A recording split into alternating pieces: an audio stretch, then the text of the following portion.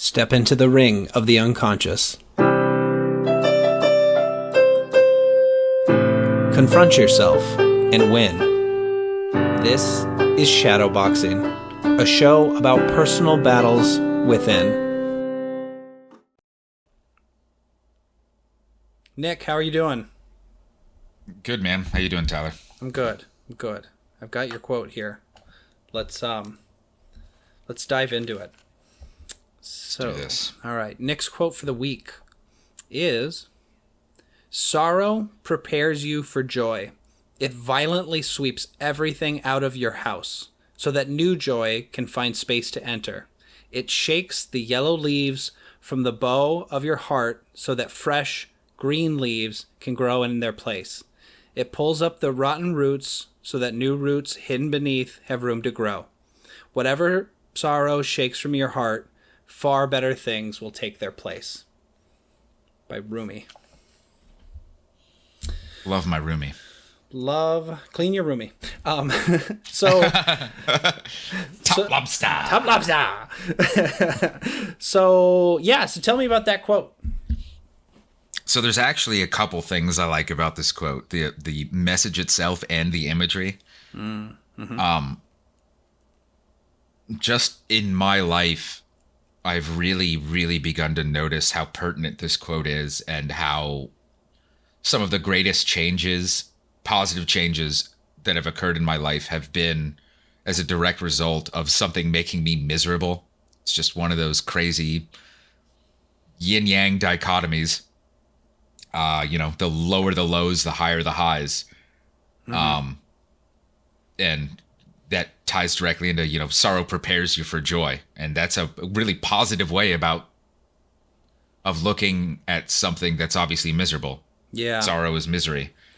And the imagery of it violently sweeping something out of your house, it's something that just abruptly really kind of empties you. And the tree imagery in particular, I really like, just because that's such a recurrent theme in all sorts of religions and metaphors in history, like Yggdrasil, the Norse world tree, the roots descending into the underworld, kind of, and I've actually got a tattoo of Yggdrasil, and the lower half looks very just gnarly and representative of death, and then the top is obviously trees in full bloom. There's a rainbow coming out of the top, very beautiful, and again, it ties into that metaphor. Like death and life is another way of looking at sorrow and joy. Mm-hmm. And another aspect that I like is, even if the roots are sort of representative of death and sorrow and decay, roots are what holds a tree up. If you don't have deep roots, actually, the taller the tree grows, the more likely it is to topple over. Yeah. And that aspect in particular makes me think of someone who, like, perhaps just indulged in pleasure constantly. That's such a shallow, weak framework to live upon, because at any point, again, the quote tree can just topple over.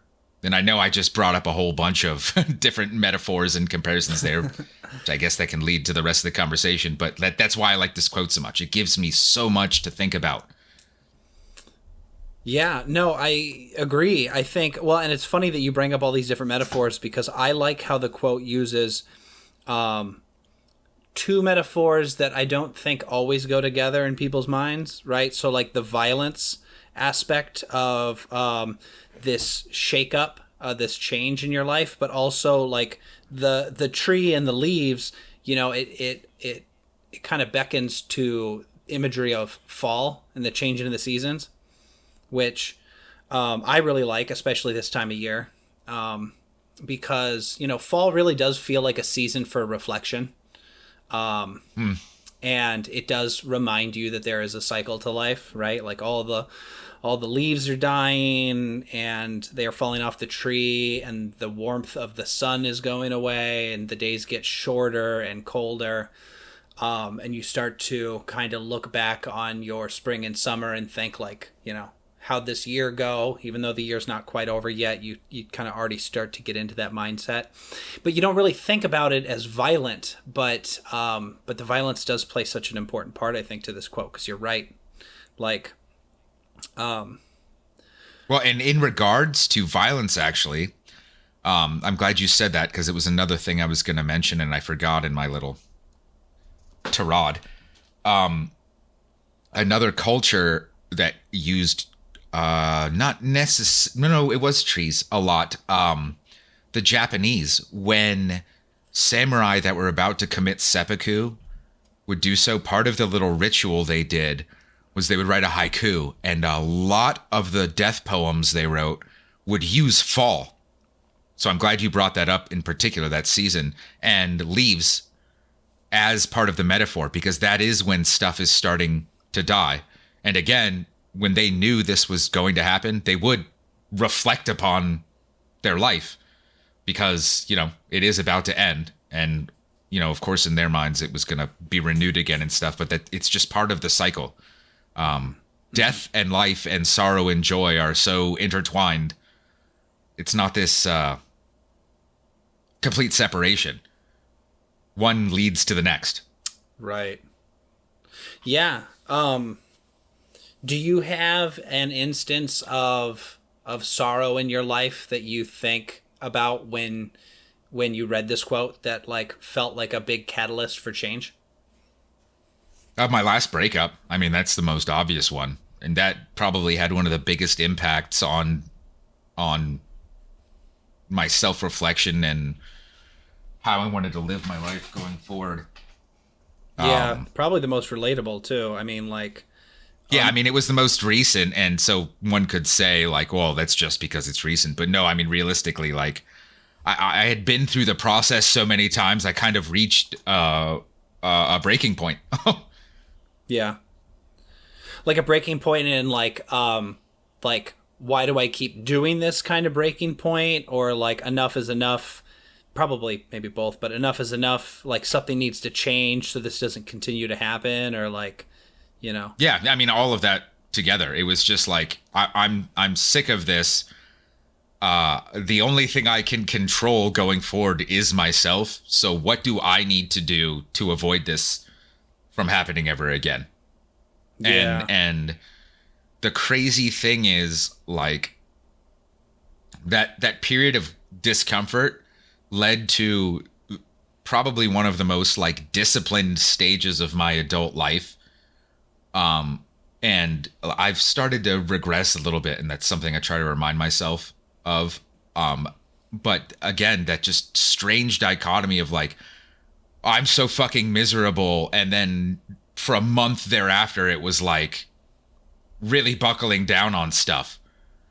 And when I think back on that period afterwards, yeah, I was upset and stuff all the time, but there was also, in a way, this odd sense of peace, just constantly being focused on, like, gotta move forward, gotta do this, gotta get better.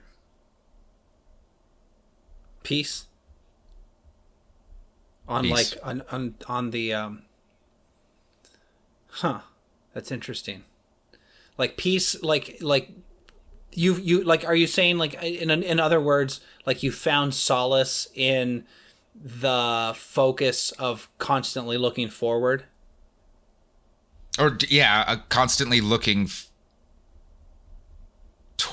toward doing something, like, positive for myself, productive for myself. Because we've talked about this a lot just together and with Alec. Like, I struggle finding purpose. There was none of that during that period. I had no struggle at all. I was just like, I have to do something, so I'm going to do things that make me a better person. Work out, eat better, wake up early, take cold showers, all, stuff we've talked about recently too. Mm-hmm. And there was no, like, what am I supposed to do with my life? Which prior to that, massive struggle, and that just completely went away. And I guess you could say it was replaced by the misery of being broken up with, but it was a new sensation to be like, I know exactly what I have to do, and maybe I'm just doing it to get rid of this sorrow, but it's better than like trying to drink the sorrow away or whatever. Right. Yeah. Yeah. Well, and that's the thing, right? Like sorrow is such, like, the suffering itself is such a catalyst for any type of progress or action, because you're just trying to avoid the negative. But at least you're doing it in a productive way, right? Because, like you said, like, it is easy to just like overindulge and chase highs, to avoid it. Which, it's interesting because it almost seems like a juxtaposition. What you said earlier, like having really shallow roots, potentially leads to a tree falling, or just dying sooner. Well, it makes me think of like my 20s, and like I avoided relationships like the plague until I was like 25, 26. Partly because I was smart enough to know that I wasn't ready for a relationship. But I think a big part of it too was I wanted to avoid having to face like the reality checks that came with interpersonal relationships like that. So it's like I think there's a lot of people that probably avoid growing roots purely to try and avoid sorrow, but they don't, right? Like, there is no avoiding sorrow, I think, because like it manifests in another way. Maybe you just realize. I mean, it's like there's that meme, suffer now or suffer later, and that's the thing, that there is no avoiding suffering. Even if you look at like Buddhism, and the whole thing is like, oh, you avoid suffering by avoiding attachment. Mm-hmm. Well, we're naturally inclined to seek pleasure, even shallow pleasure. And so, in a way, you can't avoid suffering because you're going to suffer. The discipline is its own form of suffering, I guess is what I'm trying to say. You're avoiding pleasure, which is a form of suffering. Like, I could go do this thing that's going to make me feel really good right now, but I'm going to instead go work out. I'm going to go torture my muscles. I'm going to become exhausted. I'm going to do that instead of having a drink or smoking a joint or playing video games. I'm going to go do this thing that is on the surface unpleasant, so that I avoid unpleasantness. Yeah. Suffer now or suffer later. And it's like, that I think you can take that phrase and you could mean it in two ways. Like, either you get the suffering out of the way now so you don't have to suffer later, or like you choose a longer term sense of suffering, for something more productive, like delayed gratification, right? I was literally just thinking that phrase. Yep. Yeah. Which I think is probably, I think that is a fundamental key to finding solace in suffering, is trying to put off that endorphin chasing mentality for something more substantial. I'm talking to a guy at work recently. We've gotten to something touching on this, but the whole dopamine system, we evolved that so that when we like actually achieved something, because you think back to when we lived in the woods and tribes, the way you were getting that thing is like finding a mate and finding food for your tribe, completing a hunt or something like that. And it would be hard to do those things sometimes, especially the hunting thing. But then when it happens, you get this rush of dopamine, and it's like, okay, that's what's going to push me to do it again. And now it's just so easy to get that immediate, not delayed dopamine rush. Yeah. I got a few likes. I had a drink. I smoked this. I ate this. I took this. It's just all right there. So we're constantly flooded with this, in the end, rather meaningless gratification. And then when that constant source goes away for just a little bit, we're practically sick. Yeah. Yeah, well, it's funny that you bring that up because um, like the dopamine system is probably not very well understood by most people, myself included. I'm not like a neurobiologist or chemical biochemist or anything like that, right? But like I've been trying to learn about it more lately, and one thing that I stumbled across was that social media companies are focusing on the dopamine you get from certain interactions with their apps, and then leaning into that in order to figure out how best to build their systems. And they basically are doing this. They're using the same playbook that casinos used, right? Or use. I shouldn't say used, like they're gone. They still exist. But, when you go into a casino, all the bright flashing lights and the playful noises from all the machines and the hustle and bustle on the floor, like all of that's intentional. And it's based on this wanting to chase a high. And it's interesting, not to go on a rabbit hole tangent, but like the fact that you can get gambling apps on your phone now, sports betting used to be illegal, and now you can get it on your phone.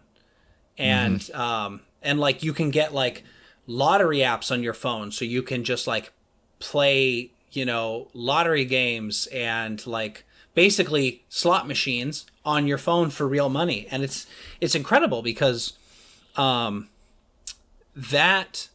all of that is based on, like, all the science that goes into that is based on, how do I get this person hooked to this? It's such an unhealthy like system that they're trying to develop, but it's all based on like, well, how can I get their dopamine to spike every time they push the button to go into the app? And like, what keeps them there longer?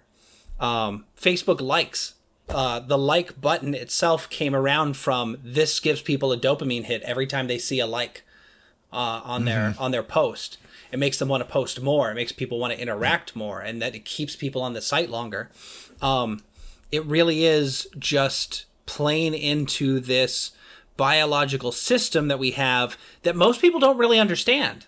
Most people don't think about it in terms of their biochemistry. They think about it as like, oh, I enjoy doing this because my friends are on there. Well, and if you do think about it in terms of biochemistry, it's a drug. It's just not a physical thing that you take, but like that's what drugs do. They spike your serotonin and dopamine. And again, it's the same negative effects. You take a drug consistently long enough, you literally have to take it to be happy at all. Yeah. Because that's the only, your baseline of dopamine and serotonin is now there. Like that is, okay, like I've done this, I'm happy. I've done this, I'm happy. I've done this, I'm happy. Okay, this is happiness. This is happiness now. Take it away and it's like, how do I happy? And you look at people who seem to firmly believe, no, the goal of life is to just be happy as often as possible and to do whatever it takes to be happy. But you look at their lives and how they behave and stuff, and it's very clear they aren't. Right. So if you believe this, you believe you should do whatever you want to be happy, and do you do that? Do you just, whatever comes to mind that you want to do to be happy, you do it? And they're like, well, yeah, of course. And it's like, then why do you seem so goddamn miserable? Yeah. Well, and that is the funny thing about it. It's like you said earlier, you after this breakup, you got really focused and started improving yourself, but that didn't last forever, right? Like you said that you basically relapsed at one point. Sort of. Maybe, is relapse the right word? Would you say that's the appropriate word? I think that's word I used before. I think that is the word I used before. And like, I'm still in that phase, but like, I'm aware of it. And like, as opposed to just living that I'm going to do whatever it takes to be happy lifestyle that I was, I'm now kind of bouncing back and forth, which, a little bit of growth there, but it's something I try to constantly remind myself of. And when I can think about it consciously, it's like, hey, let's delay gratification a little bit and go do something a little bit shitty for 30 minutes. And then that dopamine rush we're going to get when we finish that's the good stuff. Right. You're like, that's the primo. It's so pure. That's the primo shit. That's the drug, baby. It makes me think of like Fear and Loathing. Why'd they make it so damn pure? Yeah, no, but that's the thing. And it's funny, you know, because you say that, and like I've been struggling with that too. Is it's like I know what's good for me.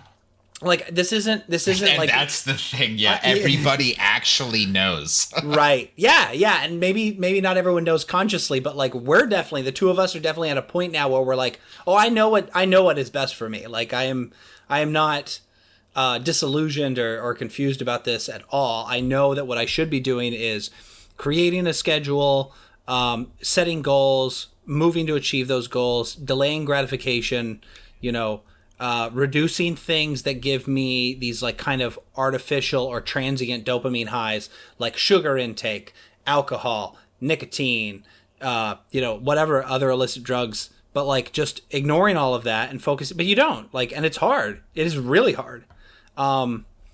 Today, for instance, my boss gave me a box of cupcakes for Veterans Day as a way to just say Happy Veterans Day, and I thought that was really nice. Even though I tell him all the time, like. My office, they have sweets in there all the time, just kind of to boost morale. And anytime people bring in sweets, I'm like, oh, no sweets for me. Like, I can't do it. I can't do sweets. And it's very obvious to everybody that the reason I say that isn't because I'm disgusted by sweets. It's because I have the ultimate sweet tooth. Yeah. And I took these cupcakes and I put them to the side, like out of eye line. And I was like, I'm going to give those to my fiance.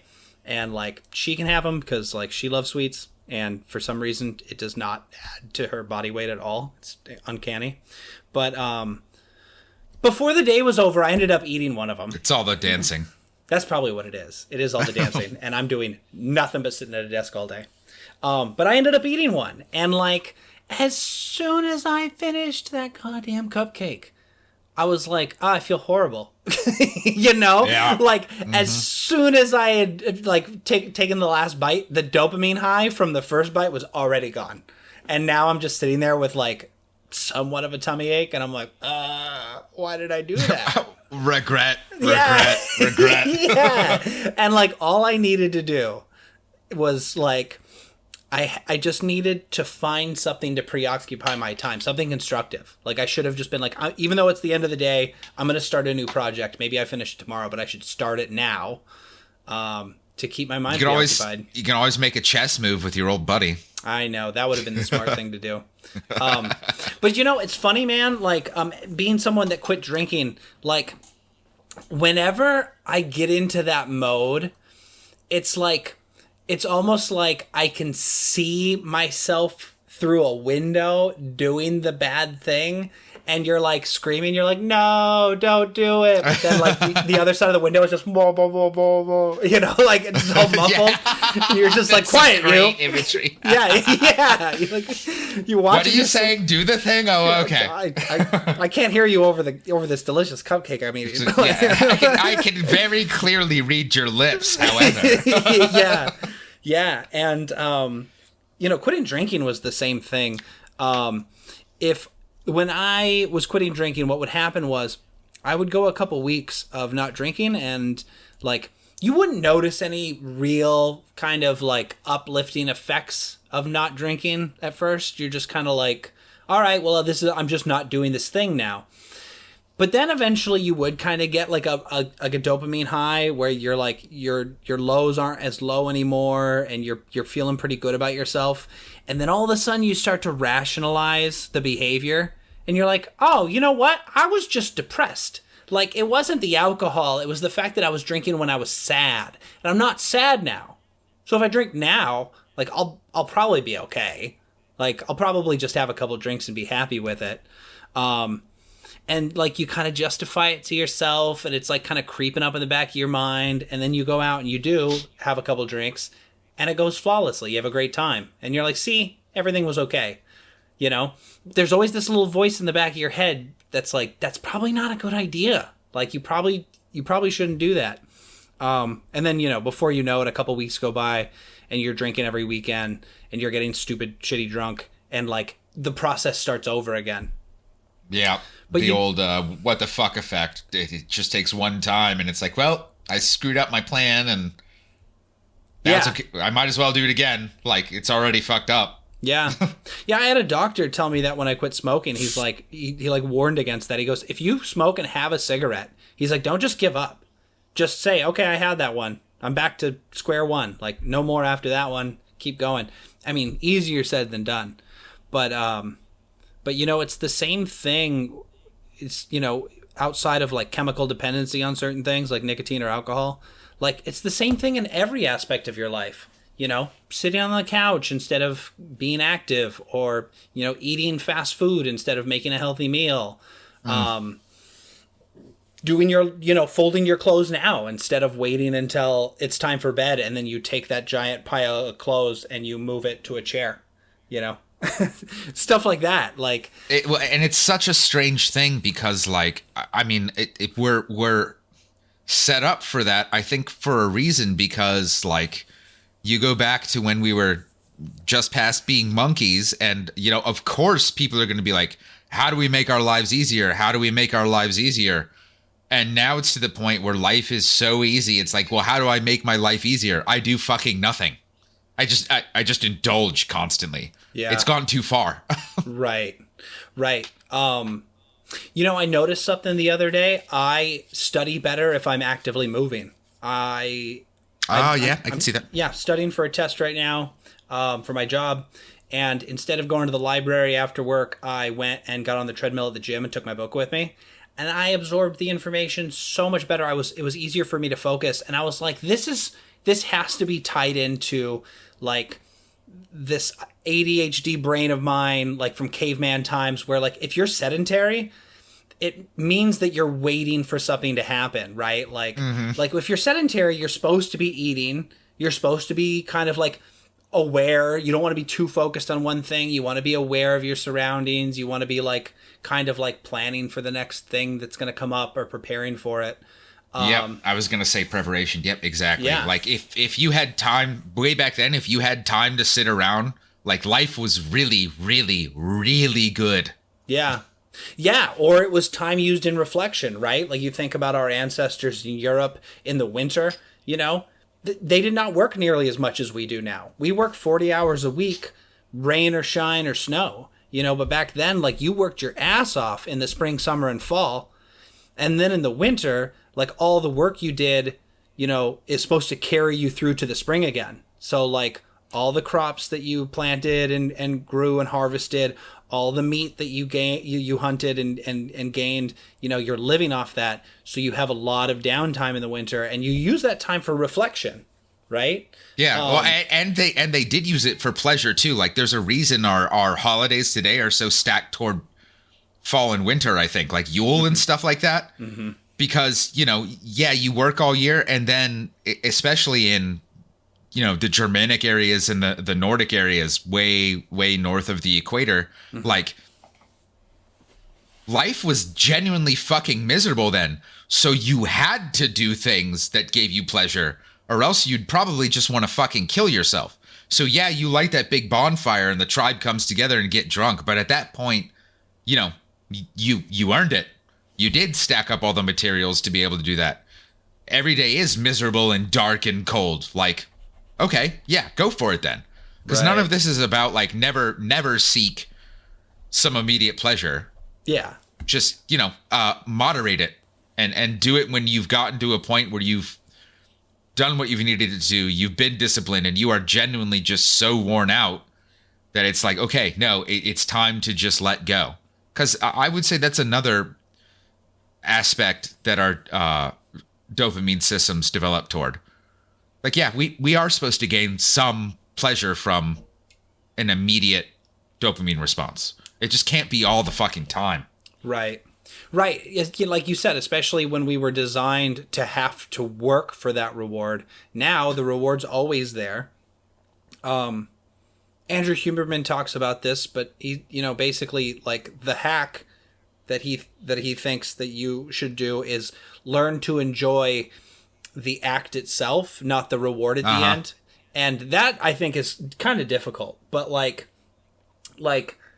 having been in the military definitely helps me to kind of understand that, because like when everything sucks and you have to push yourself physically, like you have to find something in the sucky situations that carries you through, you know. And like if you work out, especially if you like lift weights, like you do reach a point where eventually you're like, as you're lifting weights and you're feeling the pump and you're feeling the pain, you're like, yeah, this is the good stuff.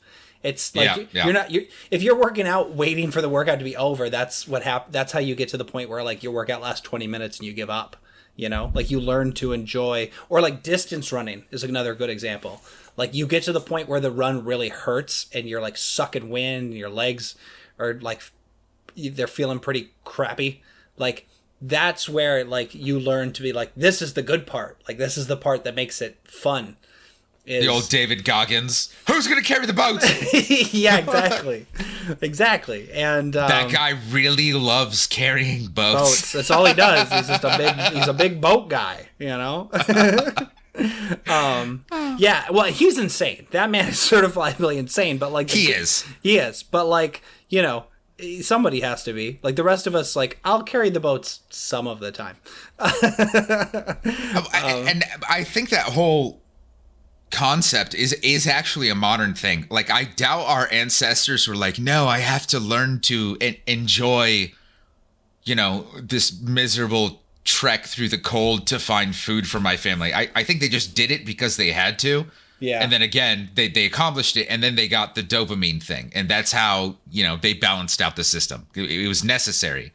It's only in these modern times where everything is here that we've had to be like, no, I actually have to learn to enjoy the misery, which is kind of cool. It's like just another step of evolution in my mind, where it's not, they're not two separate things, not separate, but they're not two separate times, I guess, where it's no pain time, enjoy time, pain time, enjoy time. Now it's like, bro, you got everything you need. Now it's time to pain and enjoy at the same time. Pain joy. Yeah, pain joy. Yeah, for real. And that's the thing. Like, it is. We do live in a time where like we're still adapting. Like it's not like the people that aren't adapting are the people that are still just following their base instincts and their base like desires, right? It's like I want dopamine. I'm gonna seek dopamine. Dopamine good. And then they're like, and then they feel cruddy, and they're like, why do I feel cruddy? I need more dopamine. Like those people are just running on autopilot. Like we live in a time now where you do have to adapt to the fact that you live in a world of overabundance, and thousands of years of evolution didn't prepare you for that. And so you do kind of have to hack your own brain. You have to start to think differently in order to channel the energy you need to do the things, because like the carrot on the stick doesn't exist anymore. Like you have the carrot. So now how do you continue to run now that you have nothing to chase? Like that is kind of like the what's the word? Like the great challenge of our time. And thank God that exists, because if that strange thing that nobody in our past could have probably predicted, like nobody in the past would probably be like, you all have everything and you still are miserable. Actually, you're probably more miserable than we are. Like, how is that possible? But if that weird little thing didn't exist for us, we probably, like, if we didn't have to adapt, we'd probably all just fucking kill ourselves. If there was nothing in our lives that caused us to have to adapt, like if we could exist in this realm where it was just like drifting, it's weird. But in my mind, if we were all just constantly happy, we would actually be miserable, like even more miserable than now. Yeah. Yeah. I totally understand that. Like, I think when I was younger, you know, in like the early 2000s, like the world seemed so much calmer. And I just remember thinking like, what's the point having kids in this world? You know? Like, oh God, me too. Yeah. I was just like, what? I feel like history's done, you know? Like, and now that things are getting pretty crazy in the world, like it kind of, invoked this directive, like like prime directive to want to reproduce. I'm like, okay, actually, like things could get pretty choppy, and the world needs like capable, smart people. Yeah, I know. It's so weird, but I've had the same thing where it's like one of the main drivers, because I was just always like, well, what's the point of having kids? Or I would drift between that or like having kids, like, look at this world, it's so shitty. And now, yeah, same thing. I'm like, no, I need to have kids because I've kind of figured a little bit of it out. Mm-hmm. And there needs to be people that have been taught a thing based upon that figuring it out who can, like, you know, drive it forward. Because I don't want humanity to just die out entirely. And again, right. I used to just be like, oh, bring on the asteroid. And I still say that as a joke. But no, it's like, no, we can do more. There's more to do. Right. It's not over. Yeah. There's definitely other things to do. But it is interesting how, like, if things do get too calm, it does seem like society starts to rock the boat and, like, kind of like, or shake the tower, right? And just, like, see if it'll fall over. Because we desperately need struggle. Again, it's like what I was saying earlier, like, if we just were not designed to live in complete contentment. And if we do live in complete contentment, we're miserable. And I understand that sounds like an oxymoron, but that just seems to be the way it fucking works. Yeah. Yeah, no, and it does. It does seem to work that way, because, like, otherwise, like, our evolutionary progress would have ended when we had reached a certain homeostasis, right? Like, we would have just been happy in our environment, and we wouldn't have wanted to change things. And that is something about humans that's interesting, because you look around and there's certain animals that, like, their evolution kind of did cap out, right? Like sharks have been around for millions and millions of years, allegedly, right? And it's like sharks kind of just decided, they're like, you know what, having these sharp ass teeth and these sweet ass fins and just eating fish that are smaller than us seems to be working for us. And and they didn't progress anymore. So it's interesting how humans, like we developed pattern recognition and we developed the ability to think critically, and then we just kept building off of that and building off of that. But, like, that drive is what got us to where we are.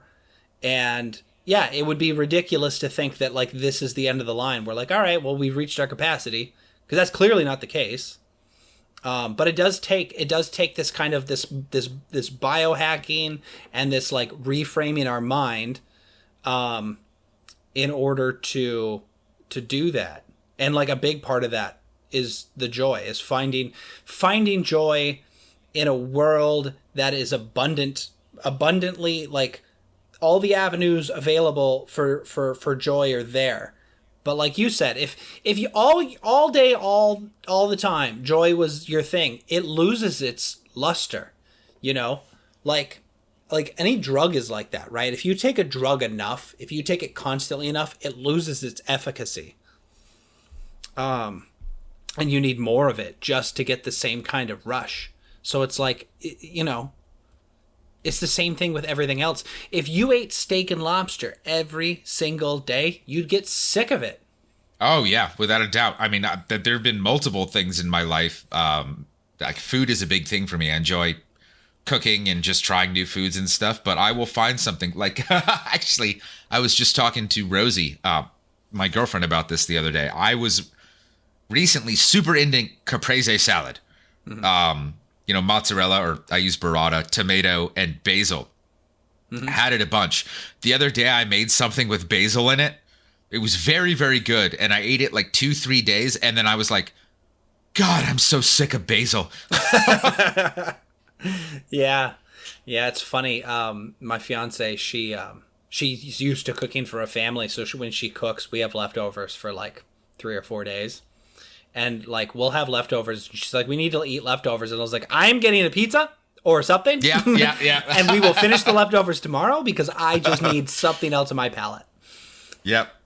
Yeah. I can't remember what triggered this, but, like, just a random related thought I had. Like, I feel like the indication that humanity would be over is every woman being like, I don't want to have kids. Because if you think about it, again, tying into the whole pleasure, pain, suffer now, suffer later, looking forward to the future thing, there is nothing nothing pleasant about pregnancy and giving birth.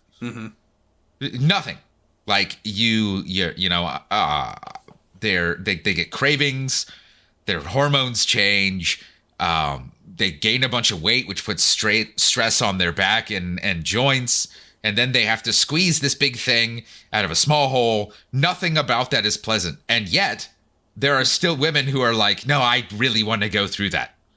That sort of kind of embodies the whole like when I say like, no, humanity's not over, we've got a place to go, and I'm like, what reaffirms that to me is that there are women who are like, no, I want to go through that. Yeah. Well, and you know what's interesting too, man, is you just made me think of this, but like in modern society, first my thought was, what would the population like patterns or trajectory have been like if we never came up with modern contraceptives? But beyond that too, it led me to realize like wealthy people don't reproduce as much as poor people, right?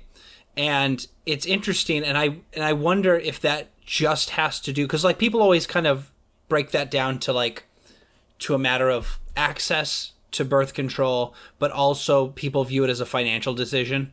People with more money, they look at a family and they go, well, this isn't really a good investment. It's like actually it just costs a lot of money. And I'm, too busy enjoying my toys and I don't really want to have kids. But like, I wonder if it has to do with just the fact that like maybe they just don't have as much struggle, right? And they always attribute poor people to having a ton of kids to just being low IQ or irresponsible and reckless and not having access to contraceptives. But like, is that really the reason? Or is like, is there... To me, it's one of those things where it's like we can look at stuff like that, the very specific natures of their lives, but I honestly think it comes down to one of those weird things that, God, the Tao, the universe, or whatever has just dictated, because based upon those circumstances, like, okay, a rich person has 1 or 2 kids and they have obviously the resources to care for them without a care in the world. That's fine. A poor person, closer to the, peasants of old, might lose those kids. Like, there's something just about existence in nature that's like, if you're more at risk, you got to pump out more kids. If you're less at risk, 1 or 2 is fine, and you're still propagating the species. And it's like, it's not even subconscious. It's beneath subconscious. It's like a universal collective subconscious. Yeah. Something nobody thinks about on any level. It just seems to work out that way. Right. That's the way I kind of think about it. Yeah, and I mean, like, that doesn't seem very far-fetched to me, right? Like, one thing I learned just within the last couple of years, when I was younger, back home, hunting coyotes was, like, a normal thing to do, because, like, they were a pest to farmers, and there were too many of them, and so there was, like, no season for it, no bag limit. Like, if you wanted to go out and shoot coyotes, like, nobody cared. Like, yeah, good, please do that. Please get rid of them. Well, I found out a couple years ago that it's actually not a good idea to hunt coyotes, because coyotes, when their population decreases a significant amount, they will start breeding faster and more and try and increase their population as a response to that. Yep. And so you life finds a way. Finds a way. Well, and that's the thing. And it's like, if these animals, coyotes, like, have this collective conscious instinct to do that, then, like, what's saying that humans don't on, like, a deeper level that we aren't consciously aware of? It's totally possible that, like, they're just, society reaches a certain point and certain sects of society are like, we're not going to have as many kids, and other sects are like, we're going to have all the kids, and it's not all socioeconomic. Homeostasis, that entire concept, people think about it in terms of like, oh, the human body regulating itself. No, that, like, homeostasis exists on a fractal scale. The universe itself is constantly trying to maintain a balance. Every aspect within it. Well, and it's like another thing too, you kill a bunch of the coyotes. Well, now the herbivores that they would feast on are able to propagate themselves to a point where now they're going to start dying out of starvation and stuff because there's too many of them. Yeah. Yeah. You take something too far out of whack, existence is going to find a way to bring it into whack. Right. You know what's funny? You bring that up. I was listening to Joe Rogan recently, and he had a guest on that wrote a book about Western American culture and history, and he was talking about how the buffalo populations that Europeans saw in the plains, like during the Lewis and Clark days, and just seeing millions and millions of buffalo. He actually believes that was an anomaly, and that wasn't always the case in the northern American hemisphere. And what it had to do with the fact that when Europeans first came over and gave the natives diseases, and it wiped out like 95% of their population, the buffalo had a huge population boom because there weren't so many humans around. Mm-hmm. I mean, we exist as a part of nature, so right, we're animals. Right, and that's the thing. And you think about that, and you think about all these these reactions that nature has when you tip one thing out of whack. Yeah, it's interesting, man. I don't know. Like, I don't pretend to know anything about how any of that stuff works, but nature, like you said earlier, life finds a way. So, going back to the quote, I feel like we've been talking about like chasing dopamine and stuff too, or excuse me, a lot. But like let's just focus on the sorrow side of things a little bit, because like it's funny looking at the quote. Let me pull that back up. The first line of it is like, sorrow prepares you for joy, which is a really good quote. But if your girlfriend just broke up with you and you were sitting on the couch crying and I came up to you and I went, hey man, sorrow prepares you for joy, you'd probably want to punch me in the face. Right. Well, I mean, yeah, maybe not so much nowadays because I would a little bit more awareness and wisdom, I guess. But yeah, the immediate response would be like, yeah, well, I'm still fucking miserable. Like, that didn't help. Yeah. What are you doing? Like, I'm not. What is there to be joyful about? Yeah. Well, and it's interesting. Like, a lot of great artists, a lot of their best art is when they're in like really dark places in their life, or they've been through a lot of trauma and stuff.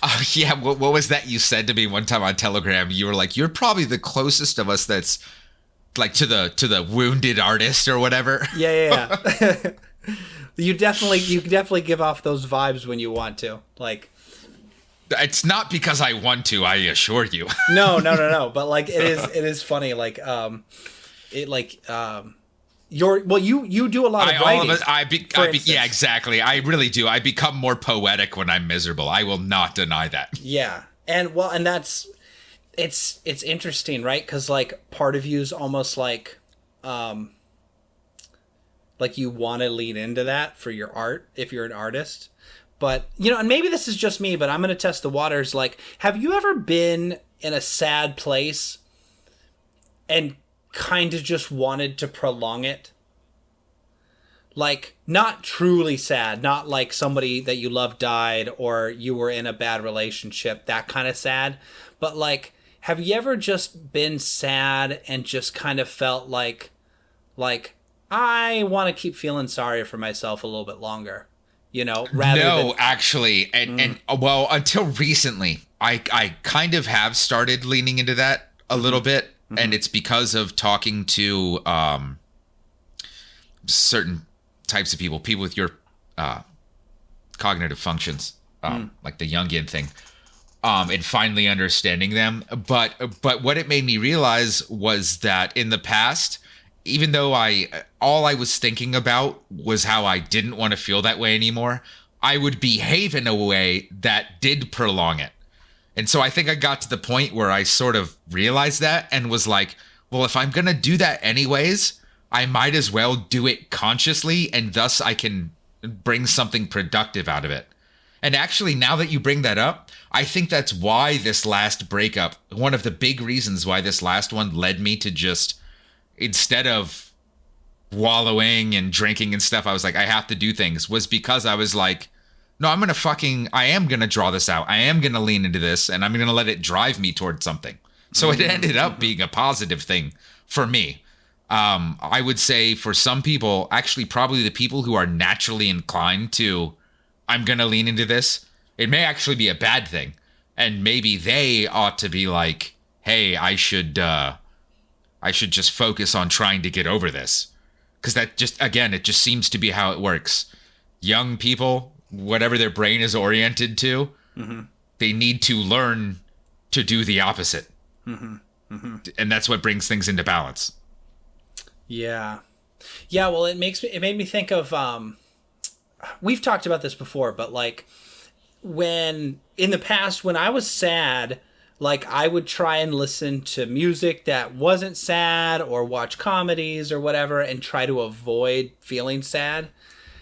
Same. But you know people that like, they'll like play sad songs over and over on repeat when they're sad, and like just like watch sad sappy movies and like almost overexpose themselves to sadness in their like state of being sad. And there's something about that it works, you know? And like that's something, and that's what I mean for people like us that were originally inclined to avoiding it. Yeah. It works in a different way. I think a more productive way, actually, because again, it's something we had to develop. Like people who are naturally inclined to that, like I don't know, people who are naturally inclined to leaning into it kind of seem more feminine to me. And those people I've noticed, they'll lean into it, yeah, but then they'll act very impulsively. They'll go start sleeping with a bunch of people, and they'll just be sad, and they'll just do whatever, and be like, they'll sleep with people randomly, like knowing that that's actually going to make them miserable, knowing full well, but doing it anyway. Like, I'm just going to do things that make me feel like shit. It's too much. Whereas for us, it's like, well, okay, you know, I need to avoid these things, so I'm going to indulge in my own way and do things that give me immediate pleasure to try and get over it. Which, again, it could be the same things. Sleeping with people, drinking too much, but it's approaching it from a different angle. The people who are inclined to it do it because they want to feel shitty about themselves. And the people that are inclined to avoiding it do those things because they just don't want to think about feeling shitty. But in the end, it results in doing crappy things until, again, there's that crossover where the people who are like, hey, maybe I should do things that don't make me feel shitty. And the other people are like, hey, maybe I should do things that make me feel shitty, which is like, you know, listening to sad songs or watching sad movies or just sitting there and crying. Yeah. Yeah. It's like, I was thinking about this the other day, but since I quit drinking and stuff, I've gained a bunch of weight, and I'm finding it hard to like work out, and I'm just kind of out of shape. And part of it is because I'm engaged, right? And like a big motivating factor for me to go to the gym when I was single was Gucci. Yeah, I want to be in shape, so like I attract the opposite sex, and now I'm like, well, check that off the list. I don't really need to. But it's funny, I was thinking about it the other day, and I thought to myself, I go, you know, maybe I should stop worrying about it, because what's going to happen is I'm going to look in the mirror one day very soon, and I'm going to be so disgusted with myself that I hate myself, and I'm going to go to the gym and I'm going to fix it. And it's like, I realized when I thought that, I was like, that's so ironic, because like the reason I want to be in the gym is so I don't feel that way. And like maybe instead of like relying on, I'm going to wait until I feel really bad about this and then use that as the catalyst for change, maybe I should just try and hack into like whatever it is that I need to in order to like do it proactively. Yeah, the funny thing is, it's the exact opposite for me, where like the same thing, like when I was real disciplined, trying to get in shape and stuff, it would again be like right after a breakup, and I was doing it basically to attract women again. And now for me, though, like being in a relationship, I'm like no, I need to work out to keep her around. Yeah. It has very little to just do with my own sake. Like I do know I physically feel better, but the main driving factor for me staying in shape is, again, like, I don't want to go through that other shit again. Like, you know, I could do everything else, be charming, be a provider and stuff, and maybe she'll stick around, but I know I increase my chances if I fucking stay in shape. Yeah. So that's my motivator there, is actually external, which I'm fine with because the end result is still positive. Nice. Yeah. Yeah, it's interesting. I remember at one point my fiance told me, she's like, don't get any bigger than where you currently are, because that'll be less attractive. I like that she told you that, because that is rare. Oh yeah, and it's like one of the things that I really appreciate about her. But I haven't heard that since then, and I've definitely gained weight since then. But it's one of those things where like I do feel very secure in our relationship. Like she understands. Like if I got obese, that would be a problem. I'm sure it would get brought up again. But it's one of those things where like I don't feel that pressure from her, and I definitely don't feel it from me. And that's part of the problem is that like I don't feel the pressure on myself. So like now I am trying to figure out where it's like, okay, I want to do this for the dopamine release. Like I don't want to do it because I don't want to feel like shit. Like I don't want fear to be the motivator. I don't want to be self-hate to be the motivator. I want the motivator purely to be, I want to do this because it's good for me. And I want to do this because I enjoy it. Like the times that I do go to the gym, when I'm not going very often, I'll go and I will feel good while I'm there. And every time I have to like tell myself while I'm in the middle of it, it's like, remember this feeling, because this is why you should go. Like you hate going, you hate getting there, but once you're in it, you love it. You know? Yeah, it's really not that bad. Like I would never say that I love that feeling. Afterward I do, because again, it's that dopamine hit of accomplishment that I do like that. But the process itself, like I never feel bad while I'm doing it. And that reminds me of something one of my other friends told me that I really liked, having to do with like procrastination or avoidance, I guess. They're tied together. He's like, you're lying to yourself. When procrastination is a lie to yourself. And I was like, well, what do you mean? He's like, you're telling yourself it's going to be more miserable than it actually is. And I started to think about like menial tasks, because I really do hate menial labor, or working out. And I'm like, holy fuck, you're right. It's the dreading of the thing. And the dreading of the thing is basically telling yourself this is going to be miserable. And I'm like, but how many times have you started the thing and been engaged in it and actually felt truly miserable? And I'm like, never. I've never done anything I thought I was going to hate that was good for me and felt miserable in the process. And I was like, holy shit, you're right. Avoidance and procrastination are people lying to themselves. Yeah, that's... And I hate lies. And I fucking hate liars. So Yeah. anytime I'm like, I'm going to put this off till later, and I can manage to think about that again, where I'm like, you're lying to yourself. I actually like kind of get a little pissed at myself and just go do the thing. Nice. Yeah. Just gotta find out what works for you. I'm still trying to do that. Like, you know, it feels like new territory, because for the first time in my life, I'm like, I'm in a good place. Like life is very stable. I'm in a happy place. Like I need to figure out what makes me tick outside of all these negative catalysts. So You got to figure out what's going to make you suffer a little bit so you can put down those roots. yeah, I'm looking for other external, like thinking about next year's competition season and being ready for that and like stuff like that. Like I'll figure it out. But yeah, man, it's a total mindfuck trying to do everything we talked about. A lot of what we talked about was like trying to get your brain to think about things in a certain way. I mean, like that really seems like what the quote is about, is like, it is a very positive take on a very sad subject, even though it's not written in like a lovey-dovey, cheesy, like sunshine and rainbows kind of way. It talks about violence and death, but it is a very positive outlook on sorrow itself. Yeah, it allows for that emptiness again. Like if you're constantly full, you don't grow. You just maintain that state of fullness. When you empty that, when you take away all that fullness and it becomes something kind of negative to a degree, even going from negative to neutral is growth. Yeah.